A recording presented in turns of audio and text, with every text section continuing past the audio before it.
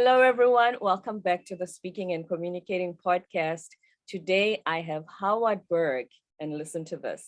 He is a Guinness Book of World Record holders for being the fastest reader in the world. And before I go any further, let me give this opportunity to Howard to introduce himself. Hi, Howard. Hi, nice to see you. I'm so glad that you're here. I was so intrigued by your story for being the fastest reader. How did you get started on that? Well, the short answer is I read faster than everyone else, but that's not the one you want. We want details and background if possible. I grew up in the projects in Brooklyn. It wasn't a great place to grow up. A lot of gangs. It was West Side Story without the music and dancing. I met Bernardo. He had a knife and he wasn't smiling. I found the safest place in my neighborhood was the library. Gang kids would rather be dead than caught with a book in a library. And the worst thing in the library was a paper cut. So I went there a lot and had college reading when I was 11. So I went to the State University of New York in Binghamton when I was 17 to major in biology. In the second half of my junior year, I got interested in how the brain works. So I told the dean I wanted to be a psychobiologist, not a psychotic biologist. That's Frankenstein. Psychobiology is the biology of behavior. And he said, you haven't had any psych courses. You only have 1 year left. You have to do the whole 4-year program in 1 year. And you have to finish the bio program. You'll have to take 6 science courses, 2 4-hour labs. And to make it hard, I had 3 jobs. I was working 18 hours a week. He said, you're not smart enough. And that's when I realized they never taught me how to learn in school. They told me what to learn and why to learn and what happens when I don't learn, but not why you hear a song once on the radio, you never forget it. Then you read the 7 habits of highly effective people, and the next day you don't know any habits. So there's got to be a way to learn the things in a book that you learn on the radio songs. So I got up to 80 pages a minute, and I was reading 80 pages. Wow. Yeah, page and a half a second. What slowed me down was turning the page because it takes time to move the page. You actually get to read every in the a second. Well, we'll talk about that. That's what we're going to talk about. There's different kinds of reading. There's elementary reading, there's inspectional reading, there's analytical reading, there's syntopical reading. They're all reading, but they're not the same. So we'll go into the differences in what I'm doing at each level. But so I read 80 pages a minute. I did the psych program in 1 year, and I did the bio program. And then I took the GRE, which is an SAT for graduate school. Yes. And I read 48 bio books in 3 nights, like biochemistry, cell physiology, genetics. I got 3 questions wrong. So I was in the 99th percentile. And then I wondered if it was me or the system. So I taught kids 11 to 15 how to do it. They did a 30-chapter book in lifelong developmental psych, which is a sophomore course, in a week. And 18 kids took the AP test, 15 passed it. So they basically finished college sophomore science course in a week when they were 11 to 15. All from the training that you gave them. So what is it about the brain that is actually capable of doing something like that? When you're driving in a car, you're reading the road at 70 miles an hour in the front, the back, the left, the right. You're watching your gauges. You're watching your GPS. You're bored. You turn on the radio. You're on the phone. You're talking to people sitting next to you all at the same time, and you're bored. In a book, you average reading, the mode is about 200 words a minute. And you only read in one direction, and you're lucky if you remember 10% the next day. So how is it so easy to read in 4 directions at 70 miles an hour in a car, but only 200 words a minute in a book? And the difference is, in a car, everything's visual. It's like a movie, and you're processing data visually. In a book, it's like someone's in the back of your head talking 1 word at a time. You're using your eyes to hear a book instead of see a book. So I teach So it's people. the mix of the audio and the visual. And so by learning to see more and hear less, you speed up. We did a double-blind study. The average person could go 100 to 400% faster in a few hours with very good Hmm. comprehension. And we took 100 random people, all of them doubled or quadrupled, most doubled. And it was a Nelson Denny, which is a standardized test for speed and comprehension. And make sure the second test didn't make them look smart because it was junior high and the first one was college. We did a split test. 50 people did A and B, and 50 did B and A. Everyone doubled or quadrupled, and they didn't lose their comprehension. So we Wow. could say normal people could probably go 100 to 400% quicker with very, very good comprehension. So earlier you spoke about how you were taught to learn. What do you think is missing then in the school system that is Or not teaching us how to read this fast? how to learn. Oh, here's what to look for, Mm-hmm. how to know when you found it, Right. how to read it faster, Mm-hmm. how to understand it when it confused you, how to Mm. remember it so you can use it when you need it later, how to stay in a good state of mind so you don't get nervous on an exam or speaking aloud in class so you don't forget everything because you're nervous. That's exactly When what you we talk about on this podcast, how to get over nerves if you're speaking in front of people. So tell and us more so about put that. well, that's what we'll do. We're going to learn how to read faster, comprehend, how Mm-hmm. to remember, how to stay in the right state. We could actually Mm. talk about how to eliminate negative emotional states. That's another thing we could do. And Mm. when we're done, they'll be able to do the beginning. That's what we do at Berg Learning. We teach the whole thing. Right. Okay. So let's get started with the first one. How do you read faster? Yes. Okay, so when we're done, pick a book you've read, preferably nonfiction. So the only thing that could confuse you is how fast you're reading, not Mm. what you're reading. You're not trying to learn calculus and speed reading at the same time. So pick a book you already know and read for a minute with a timer and see how far you get. Normal, don't do anything different. So you have an honest measurement. That's how far I can go in a minute. And then mark it off with a pen or a pencil. And that's what I do now. Now, the magic, go to the second chapter, take your hand and go across one line at a time with your eyes following your hand. And this is the key, as fast as you could comprehend. So as long as you know what you're reading, go quicker and quicker and quicker till you don't. That's when it got too fast because you should know what you're reading. Slow down just enough so you can comprehend.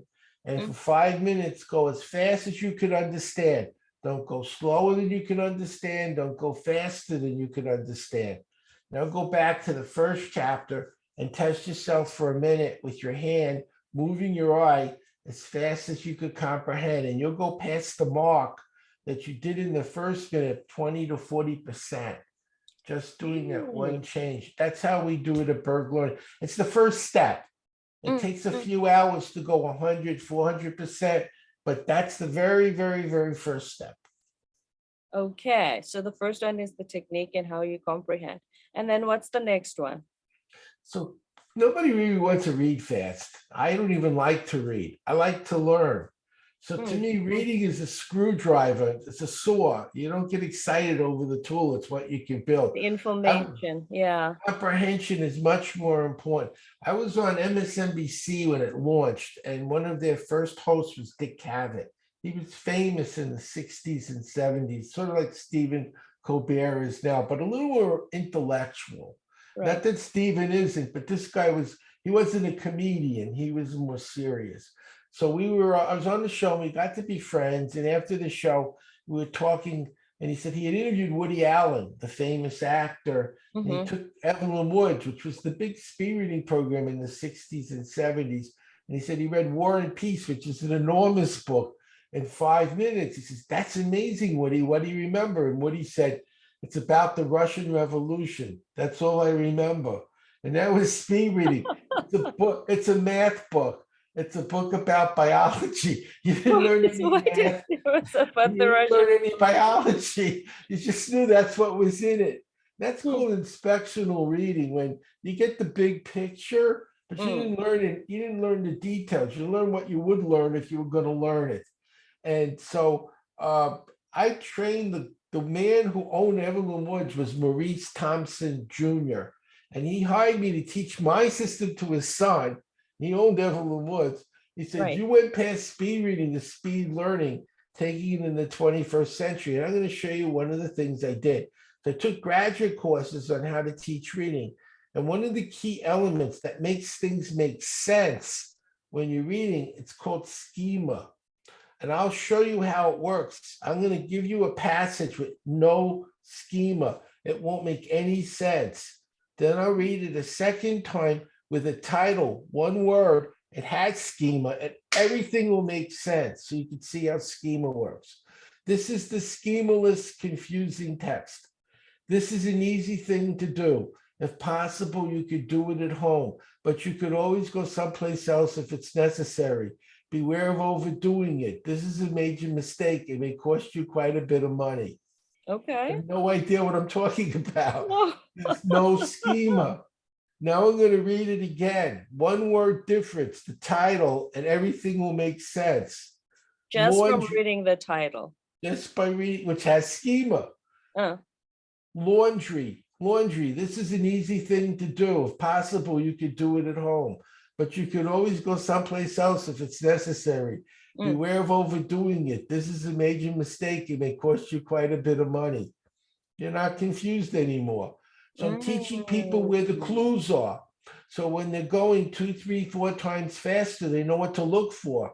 They know how to find it. And it's Right. making more sense because they're using the brain's natural ability to To comprehend. That's what comprehend. that's what Mm. Berg Learning does. We teach people how to think and understand, not just read fast, which is nothing.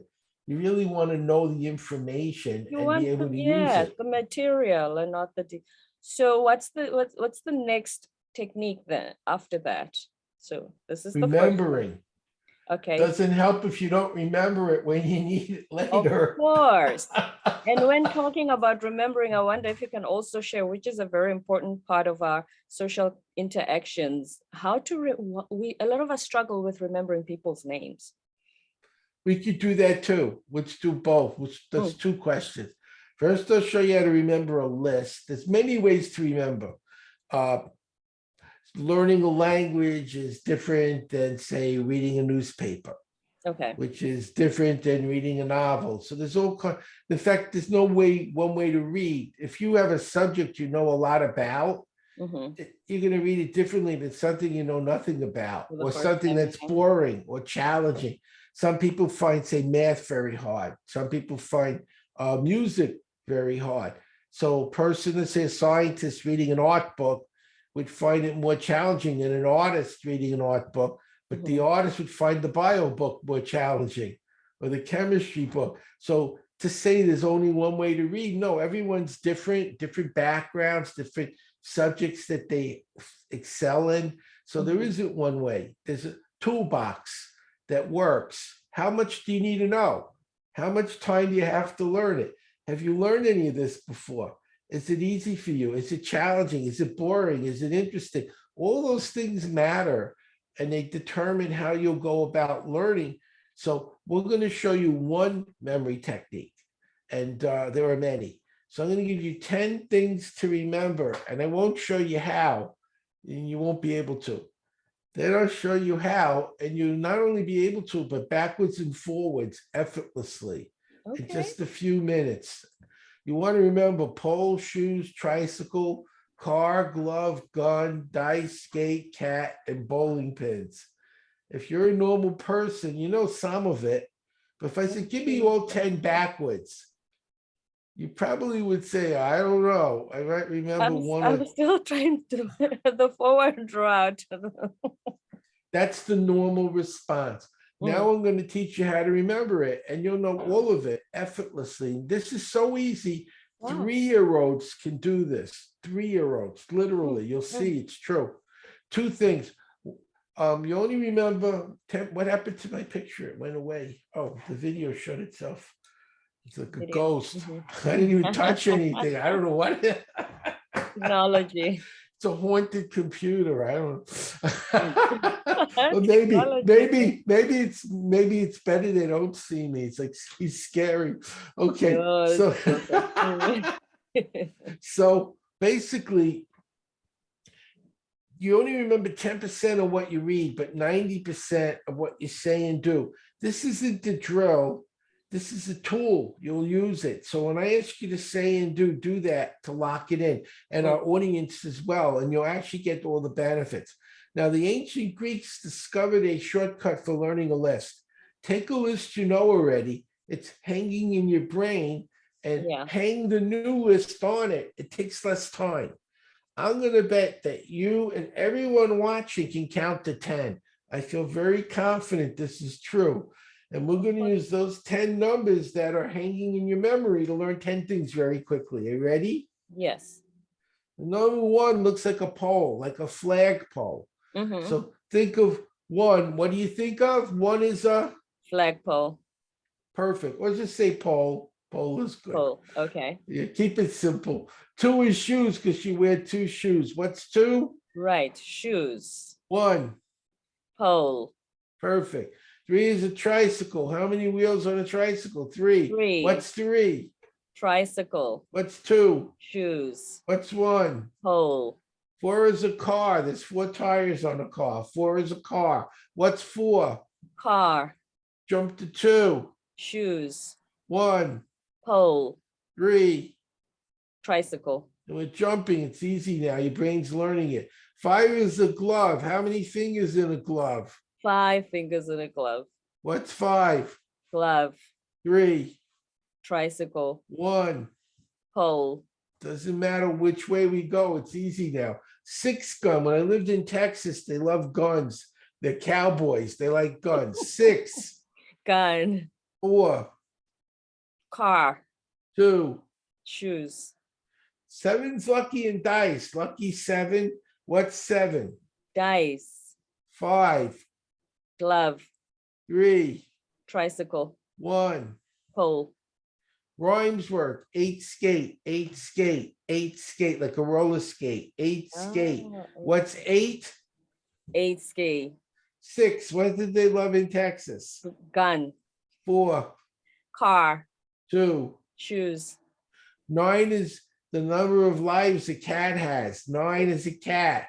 Nine. Cat. Seven's lucky in what game? Lucky seven. Dice. Five.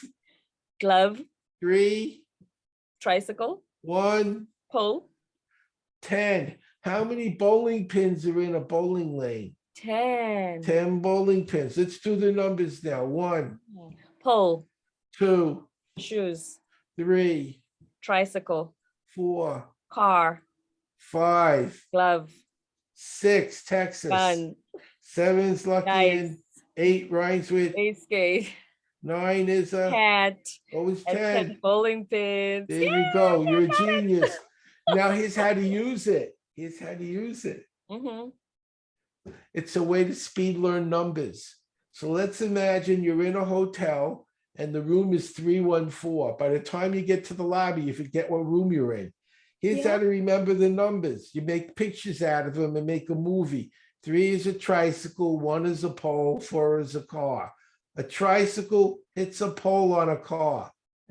Make a movie. A tricycle hits a pole on a car. Tricycle, what number? 3. It's a pole 1. on a car. 4.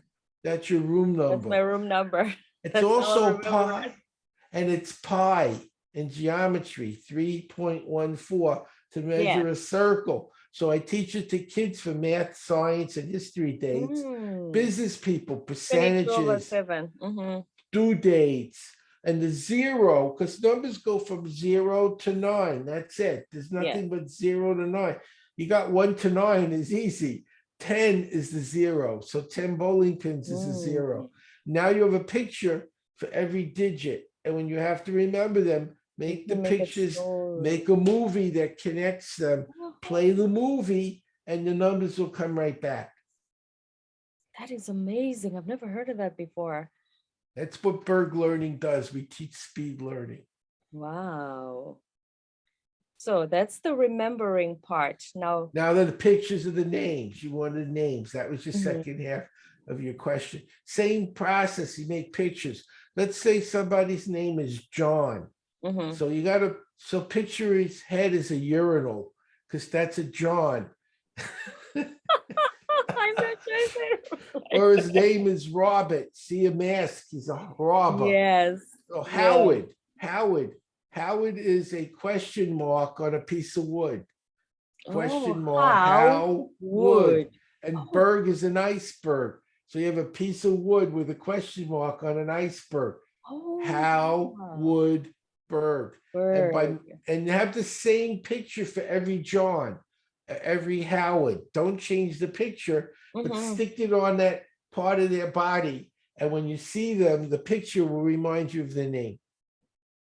That's a very interesting one, and it's different from, like, for instance, with me, my name is Roberta, and everybody usually goes to Roberta Fleck, who, um, That would work. but That it, would work too. But I could also say, because it's like Robert with an A.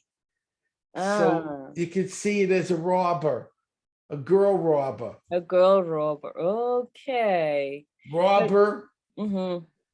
Now, Nadelia, that would be a little harder. Let me think. No, it would be like a, a dealer. No dealer. No dealer. Oh yeah, no You know, dealer. someone's dealing cards. No dealer. So Mhm. Robert, no dealer. So the bottom line is that the brain thinks in pictures. And so if you associate pictures with everything, it's gonna help you remember faster And read faster and read because faster. your brain can process faster when it's seeing than when it's you're using your eyes to listen to a book. Wow. So that's not what eyes do. Eyes are Mhm, not for mhm. listening, they're for hearing. Hearing is analog. When you see all the books behind me, Yes. now Have you you see have you all read of all of them. those? Yeah, you see all the books. Now imagine you read the title of each one at a time. It would take a few hours to go through all those books just to read the titles, but you Mm, see them instantly. That's the difference. Hearing is digital, one word at a time. Like music, you listen to a song, it takes a couple of minutes. You yeah. see a painting, it's instant. You don't take a couple of minutes to see a painting, it's Mm-mm. instant. We're Mm. making a book into a song and we're listening to it. So it takes us longer to read because we're hearing instead of seeing. Mm-mm. Okay. And then how can we use this? So this is more for the learning, the academic side of things. How can we use the power of the brain for creating the life that we want, for changing our habits, improving and working towards success? That's about three questions. I'll do one at a Let's do one at a time. First, time. how do you improve your life? I'll give a very good example of my own life. About 15 years ago, I was lecturing on cruise ships, Mm, and my wife wanted to go to Hawaii, which isn't a bad thing.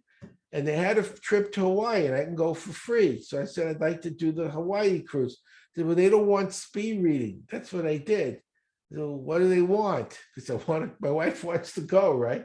I mm. said, well, they want someone to teach photography and video and Photoshop. Well, she really wanted to go. I said, I teach that too. I didn't teach it, but I learn 80 times faster than normal. And I knew if you read 10 books and you remember it, you know how to do something. It's not one book, it's 10 books. Right. So I read 10 books on Photoshop in 3 hours. I learned Photoshop. The next day I read 10 books on how to take pictures in 3 hours. I learned photography. The next day I read 10 books on video in 3 hours. I learned video. So I went to the cruise. And like, please let these people not know anything about a camera. I want them to say, you mean they don't use film? How do they take pictures without film? That was my perfect audience, right? The first person walks in, he says, I'm a professional photographer for 38 years. I do it for a living. I came to learn how to take pictures. So I'm like, okay. The second guy comes in, he's using Photoshop for 5 years. He Mm. wants me to teach him advanced Photoshop. And my wife's in the front crying because they said if I didn't do it, they'd throw us off the boat. And they did throw people off the boat, not in the water, but when you got to shore. Oh, okay. So for a week, I'm teaching this photographer how to take pictures. The Photoshop Learning guy. for only 3-5 hours. I read 10 books. You learn something. You learn something. It's not one book. It was 10 books. I learned photography. I knew how to take pictures. I knew how to do video. I knew how to do Photoshop. And for a week, that's what I did. I taught it. And I had a free trip to Hawaii. And at the end of the week, they were like, how many years did you study to learn all that? I learned it last week. I wanted a free trip to Hawaii. But I wasn't lying. I knew I could do it. I'll give you one more. This is a better one. I'm not going to tell you the name of the law firm, but it's in the top 4 law firms on the world. And it was 1985. And I lost my job as a teacher because New York went bankrupt. If you remember, New York went bankrupt. Right. So a friend of mine worked at a large law firm and they needed word processors, legal word processors. In 1985, you worked from midnight to 6, they paid $25 an hour, $150 a night. In 1985, that was very good money. Yeah. So you had to know Xywrite, which takes 80 hours to learn in a class, and you had to be a legal word processor to get the job. And I know I learned fast. So my friend said, tell them you know it, they'll hire you immediately. They can't get anyone. So I told them I was an expert at Xywrite and legal word processing. Again, I lied, but I knew I could do it, even though I didn't do it. So the first, I didn't have a book. I didn't have a book. I had the help menu on the Xywrite. That's all I had was the help menu. So the first night using the help menu, I learned Xywrite on my own without training. And then I figured out how to do legal word processing because it's all templates. And I saw what the templates look like and I learned how to make them. So a week goes by, this is a funny story. And the head of my department calls me in the office and says, we're getting a lot of complaints about your work. And I'm like, oh crap, busted. This is the rest of it. You're working too fast. You're working faster than everyone here, and you're only here a week. You just got trained. You're making them look bad. And I'm like, how bad can they be? I just learned this myself last week. They went university for how many years and law school? She told me to slow down or they'd have to let me go because I was working too fast and the other people didn't want to work that fast. And I'm thinking, what an idiot. You should be saying, you need to teach them what you're doing so they speed up. What do you mean? So that the whole company can work faster, more billable You're telling hours. me to slow down instead of telling me to show them how to speed up. And I was like, sure, I can slow down. That's not hard. It's a lot easier to slow down than speed up, isn't it? And I was shocked. I couldn't believe that I was faster than people there 20 years after and I had no training. I did it on my own in one night. Yeah. And then I'm like, why are they asking me to slow down? I don't understand this. Instead of saying, hey, show everybody else your magic. And that was that. And it was a fun job. I did some pretty cool things. I can't talk about it because it's classified. It's legal stuff. But it was fun. And I made good money when it was a temporary position because they just needed people. I'm on Christmas. Now I'm Jewish. They paid $75 an hour for 12 hours to do Christmas. No one wanted to work. But I said, hey, I have Hanukkah. I can work Christmas. Right. So $75 an hour for 12 hours in 1985. Oh, that was big money. I said, I can handle that. Of course. Why would you say no? Yeah. Oh, there it goes. It's hiding me. There it goes. I don't know. So that's what I did. I learned it. So you said, why would you want to learn? Okay, imagine now. I had an 84-year-old. This is a real story. Ruth Lubin, 84, Miss Senior California. She read 3 books in 3 hours the day after I taught her. Okay, so I'm going to say a normal person can read at least a book in an hour. A book. So now imagine in your business, every day you learn a new skill. You learn Photoshop tonight. Tomorrow you learn how to write headlines. The next day you learn how to close a sale. for a year, every day you learn a new skill. How much more would you make in a year from now if you learned 365 business skills and you did it in 1 year? And then in 10 years, and in 20 years, and in 30 years, can you see, you want to know what's it going to do for you? You tell me, in a knowledge-based economy where you're learning a valuable skill every day that can help you make more money, where would you be in a year, 10 years, 20 years? That's what I'm doing. That's what Berg Learning is about. Now, for students, I have an 11-year-old who is a C student, normal person, not a genius. They don't teach learning. I taught him how to learn. He finished high school at 15, got his 2-year degree at 17, bachelor's at 19, master's in English at 21, English professor at 22. So he's an 11-year-old C student, a college professor at 22. Wow. Stephen graduated University of Texas Arlington at 16. How did he do? 4.0, all A's, economics degree at 16. Goes to OU at 18, not for a BA, for a master's in math at 18.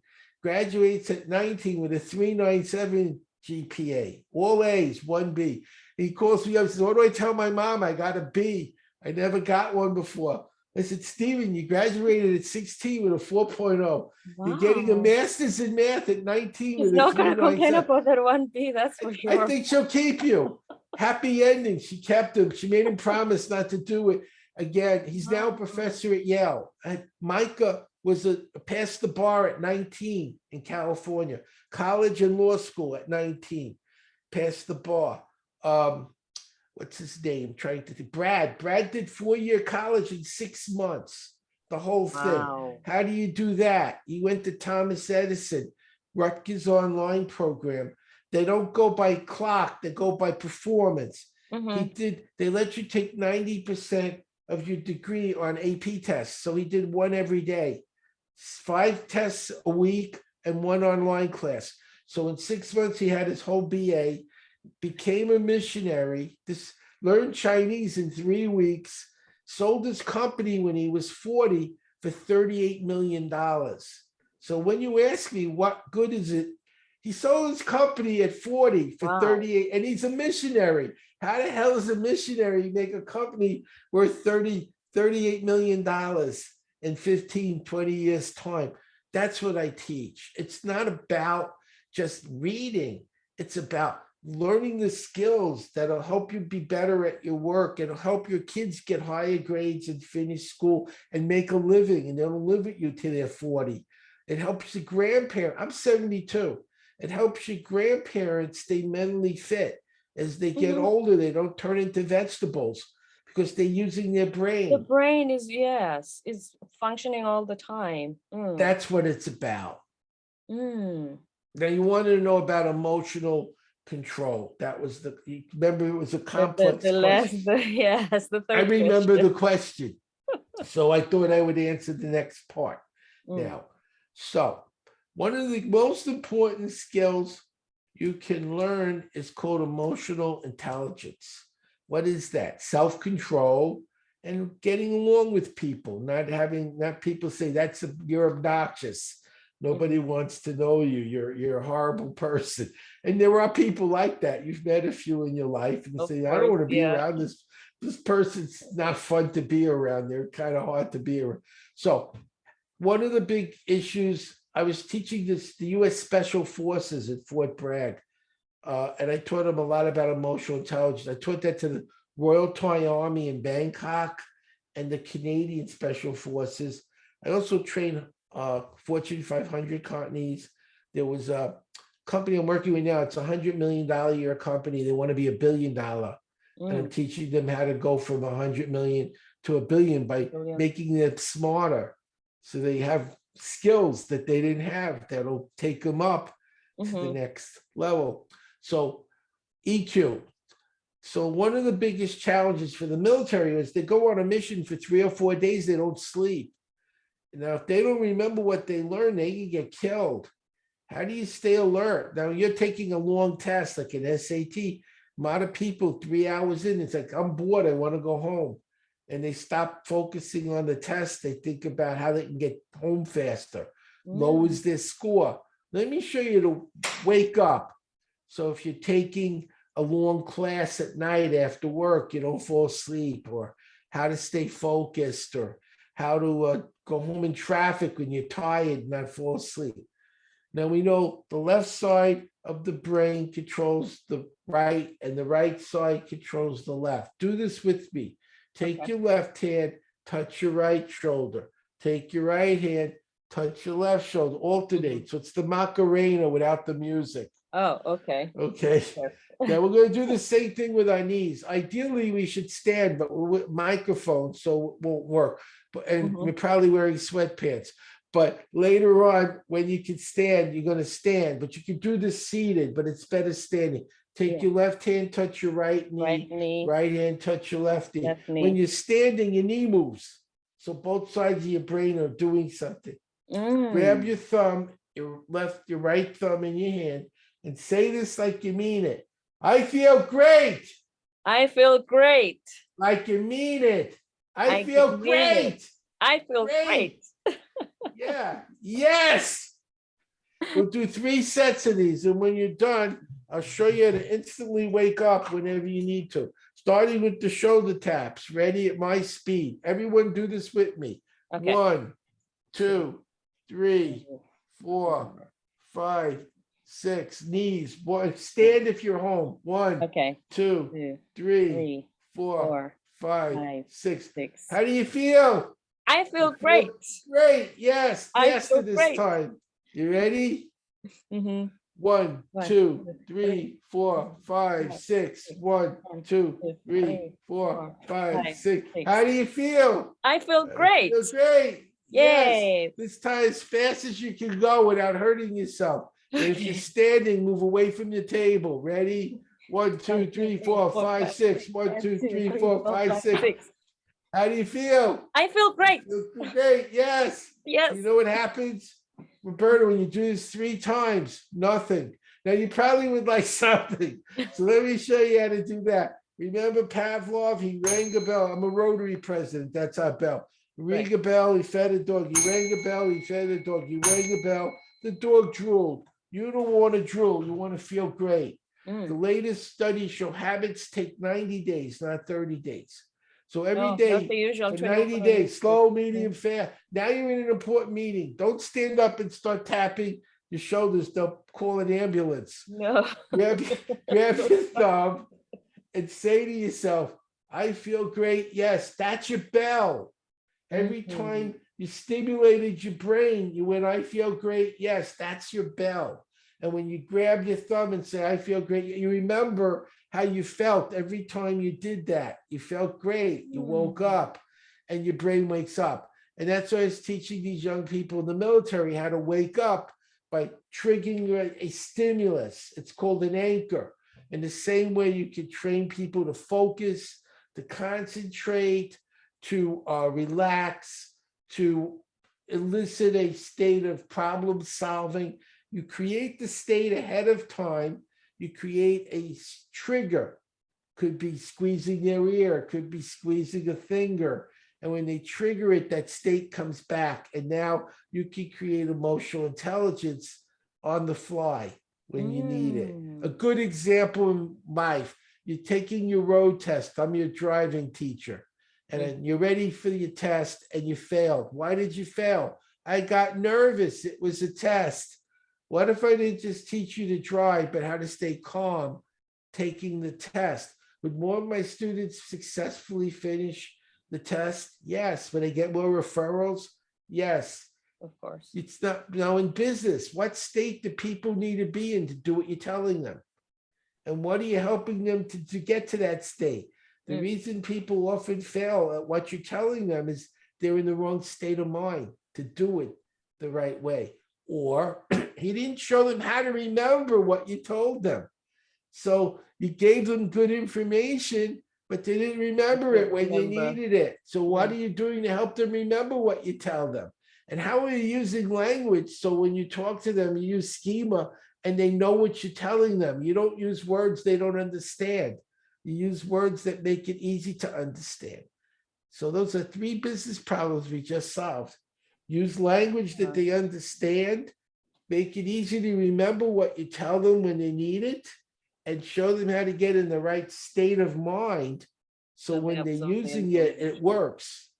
Mm. There you go. So I've answered your questions. All of them and some. Howard, thank you so much. This has been such an eye-opener. And before I let you go, where can people find information on Berg Learning? Berglearning.com is my website. Mhm. We have, I think, a 40% off right now. And my email is howard@berglearning.com. So if you need help, you can go there and then give me an email. I'll make sure you learn it. I'm the president of my Rotary Club. That's our banner. So Right. I want to make sure you don't just buy something, but you actually learn it, that you can use it. And it helps to make your life better. I want your kids to finish school and get good jobs or start their own business even better. So you Mhm. don't have to support them the rest of your life. I want you to be able to make more money at work by learning skills that'll help you be more productive and more successful or get a better job. You don't make more money working more hours or working a second job. You make more money by making more money, by going from 15 an Upskilling. hour to 100 an hour. Mm. Now you work less hours and you make more money. That's what people are doing. They're not working harder, they're working smarter. And that Right. means learning something you can charge more for and help your parents and grandparents that are getting older keep their brain fit. So we teach how to read and learn how to write. I mentioned we could do that in another interview, how to write a book in a day, Oh, we how to can do be that. Yeah. and how to be a genius. These are all other skills. So Berg Learning is reading, memory, writing, and math. And berglearning.com, it'll help you be successful. You can try a variety of different payment plans to make it affordable. And Mm. there's a 40% discount right now for people that go there. So I want to thank you for having me. We're in trouble as a country and as a planet. I mean, look at the news. It's horrific. And I look at the young people and what are we doing to make them smart enough to fix some of the problems we're giving them? That's part of my mission. I'm trying to make a difference. I think no one says there's too many smart people making too many good decisions in the world. So Mm. if we could I can't fix all those problems, but I can help other people who can read more and understand better and make better choices. And that's my mission, is to reach more people, but it only works if you do it.